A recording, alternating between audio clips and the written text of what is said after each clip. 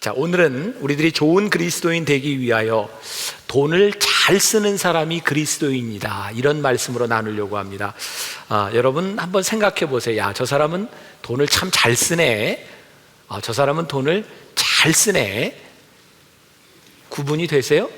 네, 오늘 좀 그런 이야기를 좀 나눠보려고 합니다. 아마 여기 계신 여러분들 중에 제일 듣고 싶은 이야기 같은데 반응을 하세요. 여러분들 예수 믿고 부자 되세요? 네. 아마 우리들이 제일 좋아하는 말 가운데 하나가 예수 믿고 부자 되는 것일 것 같아요. 그런데 정말 하나님께서 여러분들이 부자 되기를 원하실까? 부자가 되는 것이 우리들에게 축복일까? 조금 더 생각해 본다면 어쩌면 여러분들이 부자 되는 것을 하나님이 원하시지 않을 사람도 있겠다라는 생각에서 이 말씀을 준비해 봅니다. 우리들에게 현실적으로 다가오는 문제들, 예수를 잘 믿는데 우리 주변에 가난하게 사는 사람들이 있습니다. 때때로 우리 고민이 생기죠. 예수를 잘 믿는데 왜 이렇게 가난하게 살까? 그런가 하면 예수를 믿지 않아도 떵떵거리며 잘 사는 부자들이 있습니다. 우리들이 부인할 수 없는 이 사실 앞에서 우리들은 이런 문제를 가지게 됩니다. 예수를 믿어도 가난해질 수 있고 예수를 안 믿어도 부자가 될 수 있다면 둘 중에 하나가 아닐까?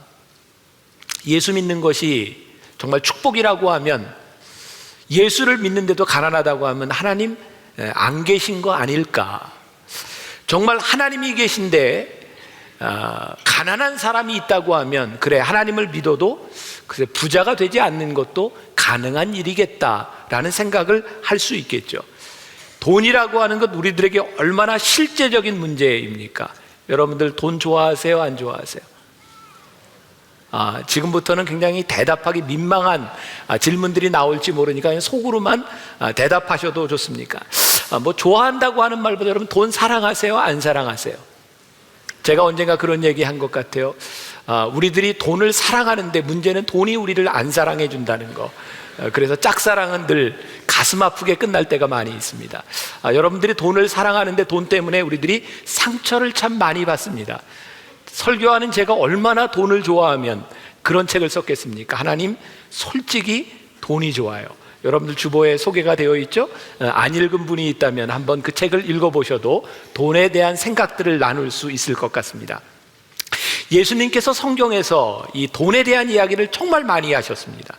우리가 알고 있는 그런 비유들, 어리석은 부자, 거지와 나사로, 드라크마의 비유, 탕자의 비유, 가만히 보세요.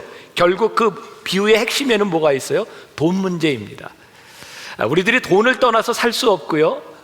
제가 이 강단에서 돈 이야기를 할 때 참 힘이 듭니다. 돈 이야기만 하면 여러분들 표정이 굳어지는 것 같아요. 근데 예수님 당시에도 예수님이 돈 이야기를 할 때 사람들 표정이 좀 굳어졌던 것 같아요. 그런데 예수님이 꿋꿋하게 돈 이야기를 참 많이 하셨어요. 왜냐하면 이 돈 문제가 해결되지 않고는 우리 신앙이 올바로 세워질 수 없기 때문입니다. 먼저 몇 가지 데피니션, 그 정의를 좀 내려보려고 합니다. 첫 번째, 돈이 좋은 것이기는 하지만 잘 사는 것의 기준은 아니다. 돈을 많이 가지고 있는 사람을 우리가 부자라고 이야기를 합니다. 그러나 그 사람이 잘 사는 사람이다? 그렇게 이야기하지 못할 경우도 많이 있습니다. 반대로 돈이 없는 사람을 우리들이 가난한 사람이다 라고 말을 하지만 그 사람이 못 사는 사람이다, 이렇게 얘기할 수 없을 때도 있습니다. 돈 없이 잘 살 수 있고요, 돈이 있어도 못 살 수 있습니다. 사도 바울이 빌립보서 4장 22절에서 나는 비천에 처할 줄도 알고 풍부에 처할 줄도 안다 라고 이야기를 하고 유명한 빌립보서 4장 13절의 말씀을 고백합니다. 내게 능력 주시는 자 안에서 내가 모든 것을 할 수 있느니라. 사도 바울이 능력 주시는 자 안에서 모든 것을 할 수 있다고 이야기할 수 있었던 이유는 그에게 돈이 문제가 되지 않았기 때문입니다. 가난에도 비천에도 풍부함에도 내가 처할 줄 알게 되었다. 그리고 났더니 예수 그리스도의 능력 안에서 모든 것을 할 수 있다는 확신이 생긴 거죠. 여러분들이 예수를 믿고 있지만 그리스도 안에서 내가 모든 것을 할 수 있습니다라고 하는 고백은 아무나 할 수 있는 것이 아닙니다. 돈이 여러분들에게 문제가 되지 않을 때 가난함에도 부함에도 우리들이 할 수 있는 그 고백을 우리들이 할 수 있어야 신앙이라고 말할 수 있죠. 두 번째, 돈이 좋은 것이기는 하지만 절대로 돈은 우리들에게 만족을 주지는 못한다는 사실입니다. 마가복음 8장 36절에 이런 말씀이 있습니다. 사람이 만일 온 천하를 얻고도 자기 목숨을 잃으면 무엇이 유익하리요? 우리들 주변에서 돈 때문에 목숨을 끊는 사람들 봅니다. 또 돈 때문에 이렇게 형무소에 끌려가는 사람들을 봅니다. 이해할 수가 없죠. 아니, 세상에 돈이 그 정도 있으면 되지 뭘 더 욕심을 내다가 저렇게 비참한 최후를 맞는가. 근데 가만히 생각해 보면 그 정도면 될 것 같은데 우리들에게 그 정도가 생기면 만족스럽지 않다는 겁니다. 절대로 돈은 우리들에게 만족을 주지 못합니다. 여러분들이 이 정도 되면 될 것이라고 생각했던 것이 여러분들에게 만족을 주지 못하고, 성경은 우리들에게 이야기합니다. 너희들이 아무리 많은 것을 얻어도 너희들에게 생명이 없다면 너희들에게 무엇이 유익하겠느냐. 돈이 좋은 것이기는 하지만 만족을 주지 못한다. 세 번째, 돈이 좋은 것이기는 하지만 축복이라고 이야기하기보다는 돈은 은사인 것 같다는 생각이 듭니다. 여러분들에게 돈이 많은 것이 여러분들에게 유익하려면 여러분들에게 하나님이 주시는 은사가 있어야 합니다. 돈을 버는 것이 문제가 아니라 돈을 잘 쓸 수 있는 은사가 우리들에게 있어야 돈이 우리들에게 축복일 수 있는 겁니다. 그러므로 우리가 돈에 대하여 하나님 앞에 기도할 때 하나님 돈을 주세요 라고 하는 기도보다는 하나님 앞에 저에게 은사가 있는가를 물을 수 있는 사람이 되어야 합니다. 우리들이 흔히 이야기하는 그 사람 참 돈 잘 쓰네, 잘 쓴다고 하는 게 두 가지죠. 돈을 잘 쓰든지 돈을 잘 쓰든지. 이해가 되시는 거죠? 둘 중에 하나일 겁니다. 우리들 주변에 돈을 잘 쓰기는 하는데 천박해 보이는 사람이 있는가 하면 돈을 잘 써서 아주 우아해 보이는 사람도 있습니다. 돈은 우리가 누구인지를 말해줍니다. 제가 오늘 돈을 잘 쓰는 사람, 좋은 그리스도인 되기 위하여 이 주제를 잡게 된 이유는 우리들이 좋은 그리스도인인지 아닌지를 분명하게 드러내는 것은 우리들이 돈을 어떻게 쓰느냐를 통해서 나타나게 되어 있다는 겁니다. 자, 이게 속으로만 대답하세요. 여러분들은 돈이 많을 때 행복합니까? 돈이 없을 때 행복합니까? 아니, 돈이 없는 게 더 좋으세요? 돈이 더 많은 게 좋으세요? 그냥 속으로만 생각해 보세요. 돈이 없을 때 우리들에게 시험이 찾아옵니다. 돈이 없는 것 때문에 지금 고통을 당하고 있는 분들이 이 중에 많이 있을 겁니다. 돈이 없음으로 인해서 우리들이 고통을 받는데, 이 돈이 없을 때 신앙은 우리들에게 묻습니다. 누가 너희들 삶의 주인인가? 우리가 하나님을 믿는다고 하면서 우리의 슬픔과 기쁨과 우리를 좌절하게 만들고 우리로 하여금 스스로 목숨을 끊게 하는 일들이, 우리가 주인을 하나님이라고 고백하는데 결국은 돈 문제 때문에 우리들이 쓰러지고 넘어지고, 우리들에게 피해를 입힌 돈에 대해서 우리를 섭섭하게 한 일들 때문에 우리의 인생이 지금 좌우되고 있다고 하면, 돈이 우리들에게 중요한 것이기는 하지만 중요한 것으로 끝나는 것이 아니라 돈이 우리들에게 주인인 것 같습니다. 그런가 하면 돈이 많음으로 인하여 우리들에게 시험이 옵니다. 돈이 없었으면 죄를 짓지 않았을 텐데 돈이 있음으로 인하여 우리들이 하나님을 바라보지 못합니다. 누가복음 16장에 우리가 잘 알고 있는 그 어리석은 부자에 대한 비유가 있죠. 여러분들 어렸을 때 전도지에 보면 이렇게 한복 입은 부자가 배를 이렇게 툭 내밀고 이야기하는 게 있죠. 곳간에 내가 이렇게 곡식을 쌓아두었으니 내가 이제 염려할 것이 없다. 그때 예수님께서, 하나님이 뭐라고 말씀하세요? 내가 오늘 내 생명을 취할진대 내가 쌓아오는 그것이 너에게 무슨 유익이 있겠느냐라고 말씀합니다. 그가 곳간에 곡식을 가득 쌓아놓으면서 하나님이 보이지 않습니다. 왜? 내가 이것 가지면 충분히 먹고 살 수 있을 것 같기 때문에 하나님을 의지하지 않아도 될 것 같습니다. 돈이 없음으로 인하여 우리들이 하나님이 주인이 아닌 것을 고백할 뿐만 아니라 우리는 돈이 있음으로 인하여 하나님이 내 삶에 더 이상 주인이 아니다고 하는 것을 보여주고 있죠. 돈은 본질적으로 악한 것은 아닙니다. 그러나 돈이 본질적으로 위험하다고 하는 것을 우리들이 알아야 합니다. 마태복음 6장 24절, 한 사람이 두 주인을 섬기지 못할 것이니 혹 이를 미워하며 저를 사랑하거나 혹 이를 중히 여기며 저를 경히 여김이라. 너희가 하나님과 재물을 겸하여 섬기지 못하느니라. 하나님과 재물, 두 개를 겸하여 섬기지 못한다. 그래서 돈은요, 누가 주인인지를 우리들에게 명확하게 해주는 영적인 문제라고 하는 것을 우리들이 잊지 말아야 합니다. 디모데전서 6장 10절 말씀 같이 봉독해 보겠습니다. 한 목소리로.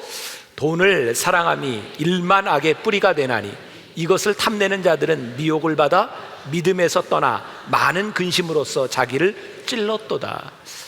돈이 본질적으로 악한 것은 아니지만 이 성경이 뭐라고 이야기합니까? 돈을 사랑함이 일만 악의 뿌리가 되나니. 돈이 나쁜 것은 아니지만 돈을 사랑함으로 인하여 하나님을 사랑하지 못하기 때문에 그것이 일만 악의 근원, 뿌리가 된다고 말씀합니다. 우리는 돈으로 인하여 약이 될 수 있는 악한 영적 세력에 대하여 우리들이 깨어 있어야 합니다. 이 부분에 대하여 민감해야 합니다. 영적인 세력으로서의 돈은 하나님을 늘 대적합니다. 여러분들 속에 욕망이 생기고 육체적인 소욕을 현실화하는 이 돈에 대한 문제는요, 굉장한 영적인 세력이라고 하는 것을 여러분들이 알아야 합니다. 갈라디아서 5장 17절에 보니까 육체의 소욕은 성령을 거스리고 성령은 육체를 거스리나니 그랬어요. 여러분들이 돈을 가지고 육체의 소욕을 현실화하는 순간 여러분들이 성령의 소욕을 거스리게 됩니다. 그리고 하나님이 더 이상 여러분들의 삶의 주인이 아니라는 거죠. 우리가 육체적인 소욕을 구체화하는 것이 돈이라고 하는 것을 머릿속에 꼭 넣어두어야 합니다. 그러면 우리들에게 주어진 문제, 돈을 가지고 즐기고 누리는 모든 것, 금욕적인 것들을 다 끊어야 되는 것인가? 오늘 이 부분들을 함께 좀 나눠보려고 합니다. 제가 하나님 솔직히 돈이 좋아요라고 하는 책을 쓸 때 이 기독교 안에 있었던 두 가지 논쟁에 관한 책들을 많이 보았습니다. 하나는 청부론이고 하나는 청빈론입니다. 청부론은 뭐냐면 깨끗한 부자가 되겠다라고 하는 거고, 청빈론은 깨끗하고 가난하게 살겠다는 겁니다. 여러분들에게 묻습니다. 속으로만 대답하세요. 여러분들은 청부론이 좋습니까? 청빈론이 좋습니까? 네, 다 왔어요 지금. 우리들이요, 깨끗한 부자로 살고 싶다. 이것이 우리들에게 참 많은 우리 크리스찬들의 욕망입니다. 부도덕한 돈 거부하고요, 우리들이 헌금도 열심히 하고 어려운 사람도 열심히 돕고 돈을 깨끗하게 벌어서 깨끗하게 살고 싶다. 제가 언젠가 그런 고백을 했습니다. 저 만나교회 담임 목사로 있으면서 청빈하게 살 자신 없습니다. 제가 분당에서 목회를 하면서, 이런 교회에서 목회를 하면서 저는 이미 청빈하고는 거리가 먼 사람 같습니다. 그러나 돈에 대해서 좀 깨끗하게 살려고 노력하는 그런 사람은 되고 싶습니다. 이 청빈이라고 하는 것은 저에게 늘 고민되었던 문제 중에 하나고, 그 고민을 정말 잘 해결해 주는 것이 청부론이었던 것 같습니다. 그런데 말씀을 준비하면서 이 청부론이라고 하는 깨끗한 부자라고 하는 이 말 가운데 정말 무시무시한 함정이 있다는 것을 깨닫게 됩니다. 신앙생활 잘하면 축복을 받습니다. 여러분 믿으십니까? 여러분 신앙생활 잘하면 여러분들의 자녀가 축복받을 것을 믿으십니까? 여러분들이 신앙생활을 잘하면 만사형통할 것이라고 하는 것을 여러분들 믿으십니까?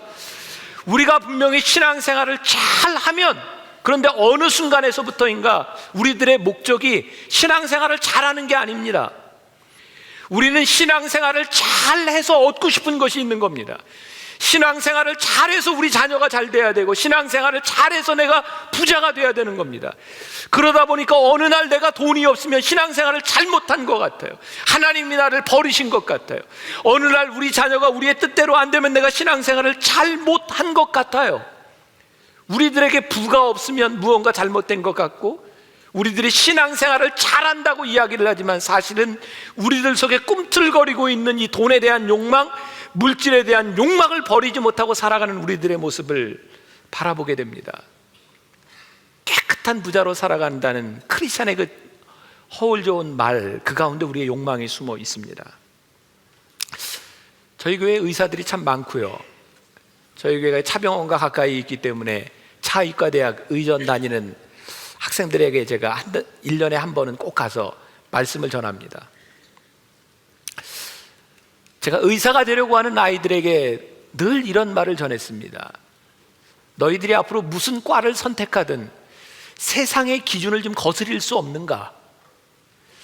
세상은 이런 과를 가야 편하고 이런 과를 가야 돈을 잘 번다고 하기 때문에 예수를 믿는 너희들도 똑같이 그 길을 향해 가야 되는가? 아니면 예수를 믿기 때문에 우리들의 선택이 좀 달라야 하는가?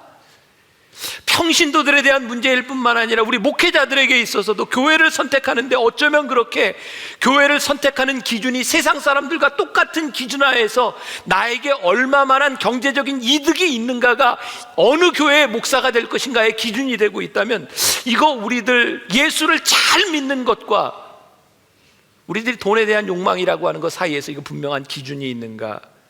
돈은 가치 중립적인 것입니다. 그러나 여러분들의 삶에서 무언가를 선택해야 될 때 그 선택의 기준이 무엇이었는가? 여러분들의 선택의 기준이 신앙적인 하나님이 아니라 돈이었다고 하면 여러분 솔직하게 고백해야 됩니다. 내 삶의 주인은 돈입니다. 하나님이 아닙니다. 그렇기 때문에 이 물음 앞에서 돈은 영적인 세력일 수밖에 없습니다. 결국 돈을 섬기며 우리의 인생을 선택하든지 하나님의 편에 서서 하나님 앞에서 돈을 거부할 수 있는 믿음과 용기가 있든지 그 둘 중에 하나가 분명히 드러나기 때문에 돈은 영적인 문제라는 것입니다. 누가복음 18장 18절부터 23절까지에 있는, 여러분들이 가셔서 오늘 하루 좀 말씀을 묵상할 수 있는 기회가 있었으면 좋겠습니다. 우리가 잘 알고 있는 부자 청년 관원에 대한 이야기가 있습니다. 부자였고 청년이었고 사회적인 지위가 있는 한 사람이 예수님을 찾아옵니다. 예수님, 어떻게 하면 제가 영생을 얻을 수 있겠습니까?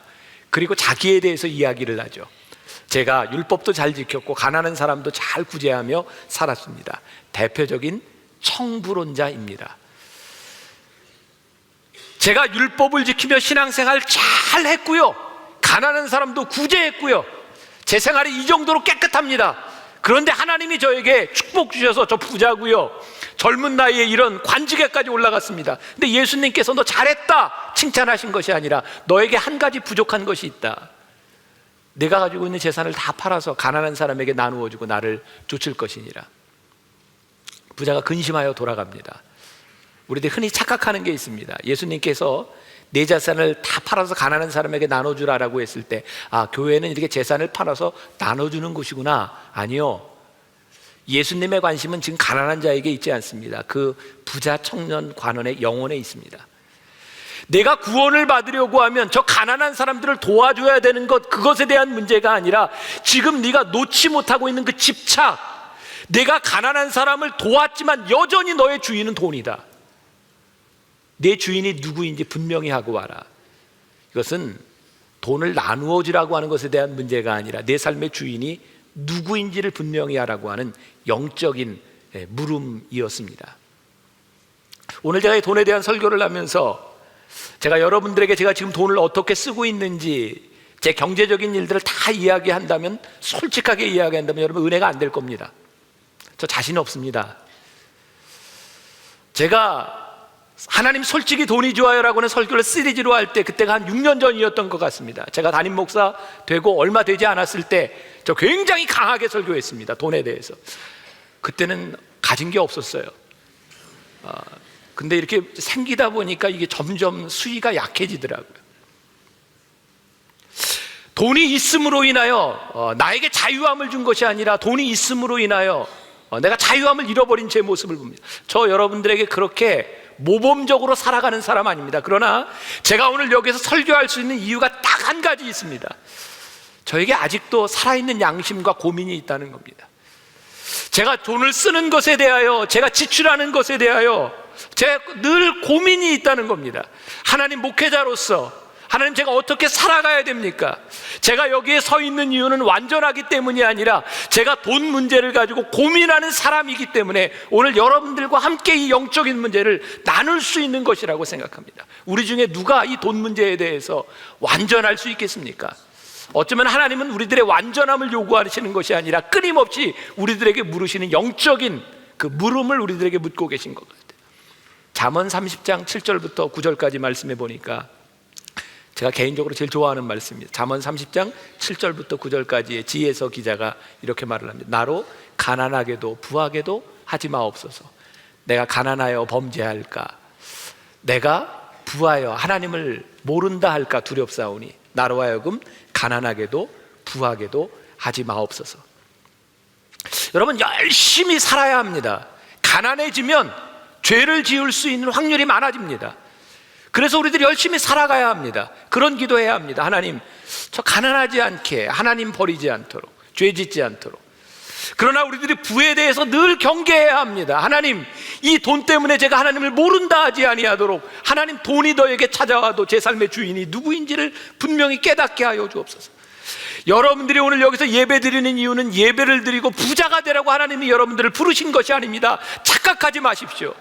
예수 믿고 부자 되세요? 이게 얼마나 무서운 함정인지 아십니까? 그러면 예수 믿고 부자 못 되면 우리들이 잘못되는 겁니까? 아니요.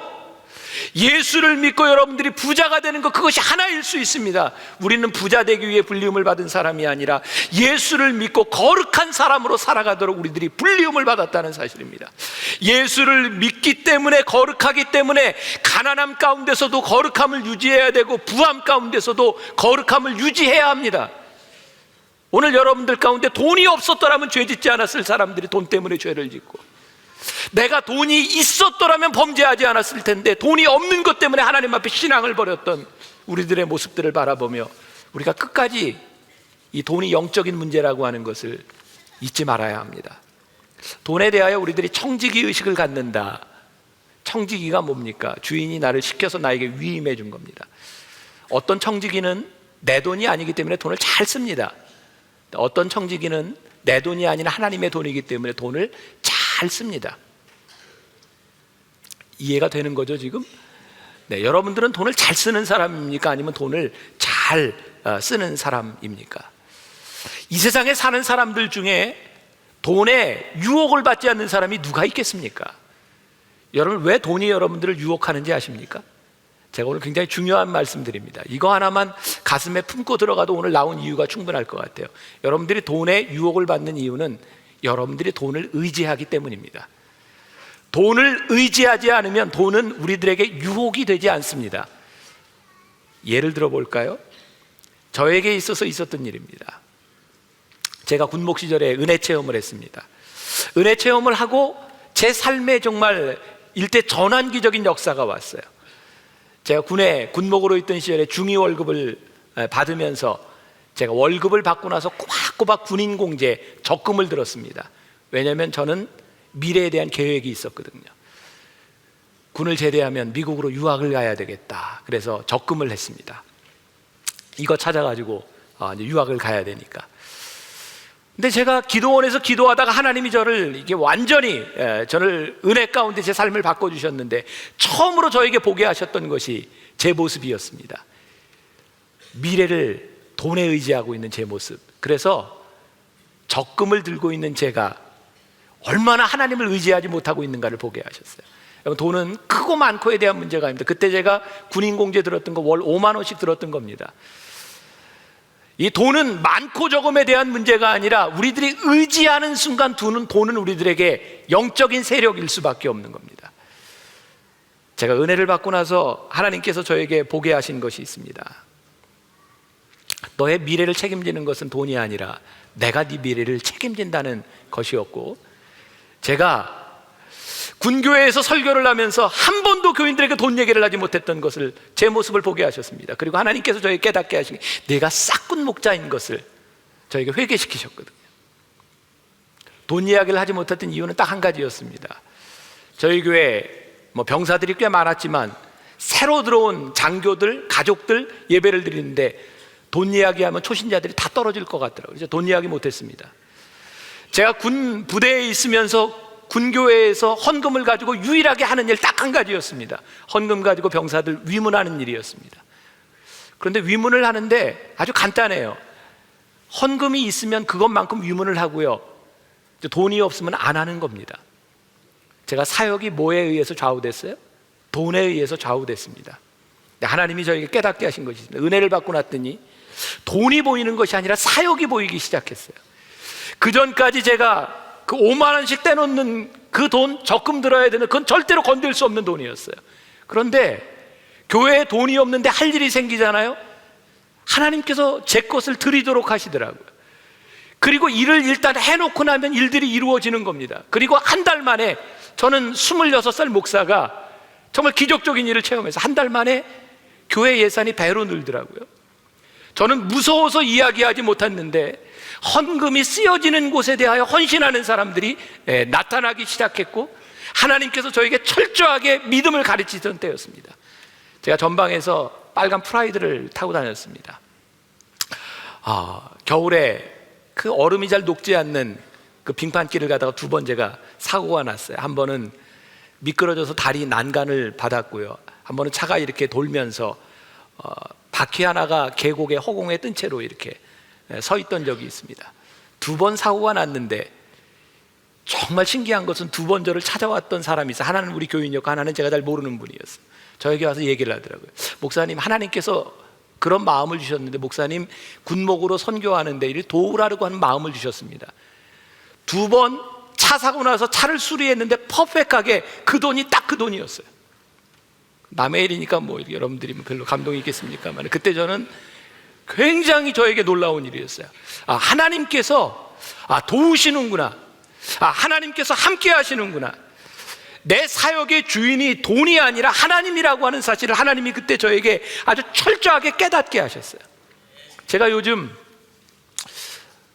돈을 이렇게 모으지 않는다, 또 제가 만나교회 담임 목사로 있으면서 제가 집을 소유하지 않겠다, 저에게 중요한 것은 돈이 아니라, 저에게 중요한 것은 제가 준비하는 미래가 아니라 하나님의 사역이라고 생각을 하기 때문에 하나님이 그 마음을 저에게 깨닫게 하셨던 것 같아요.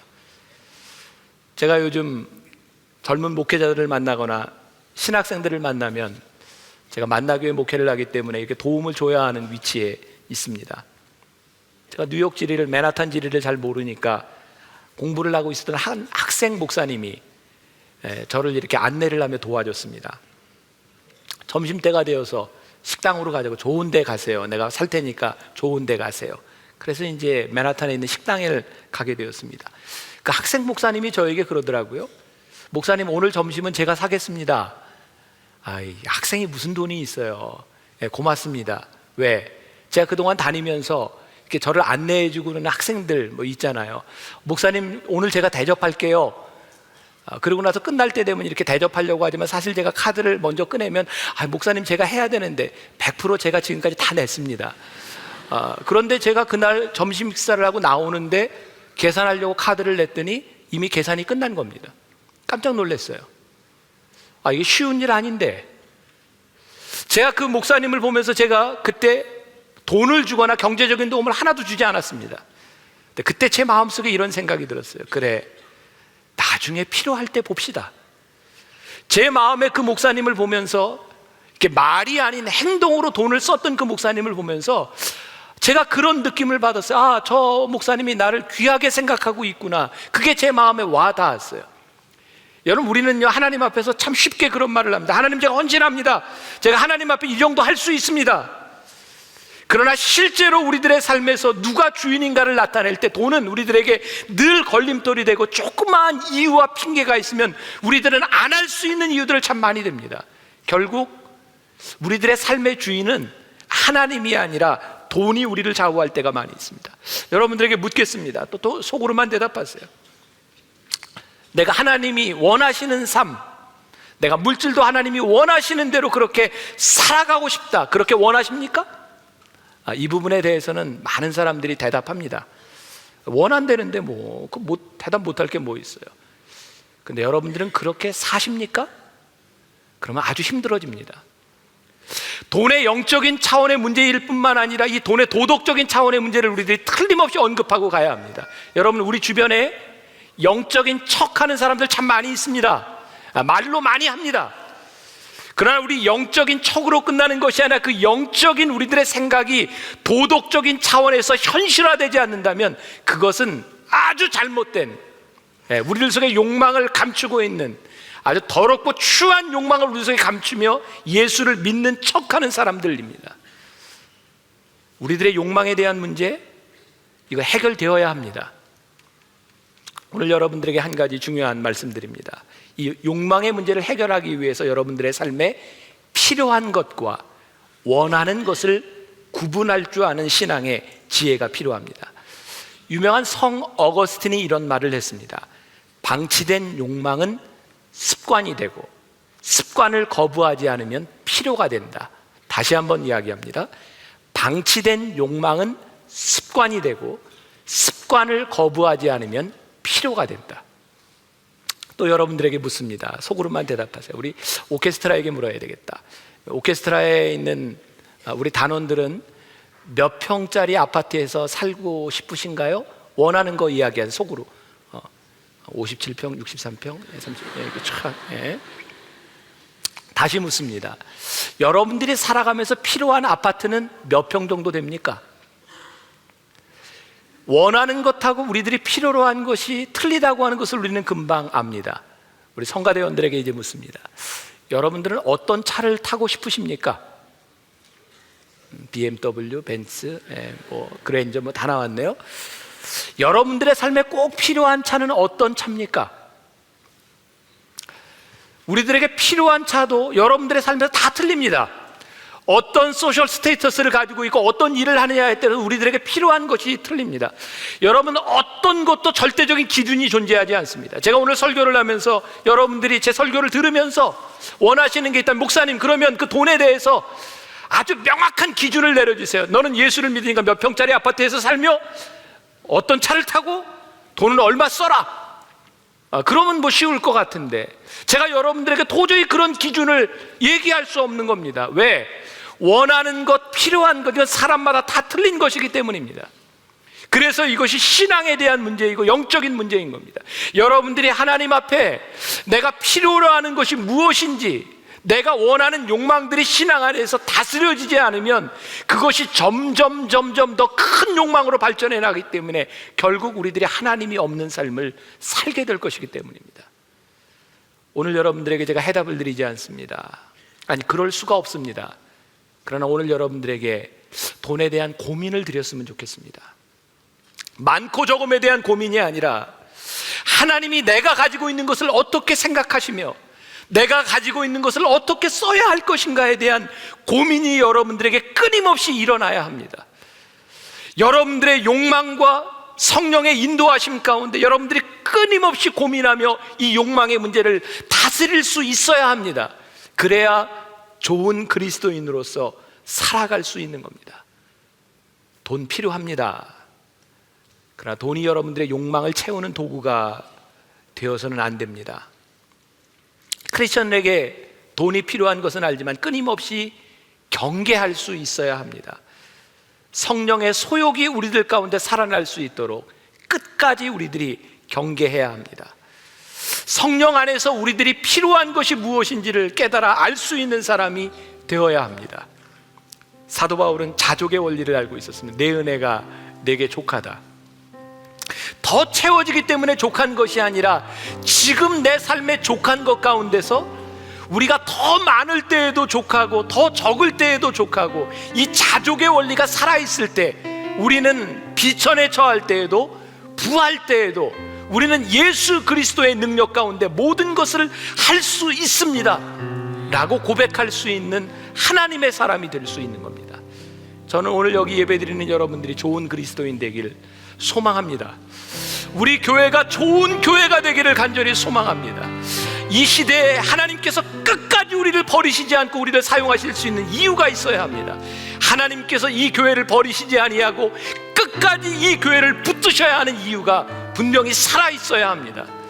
그런 교회 우리들이 꿈꾸며 좋은 그리스도인, 좋은 하나님의 사람들이 되어 사시기를 주님의 이름으로 간절히 축원합니다.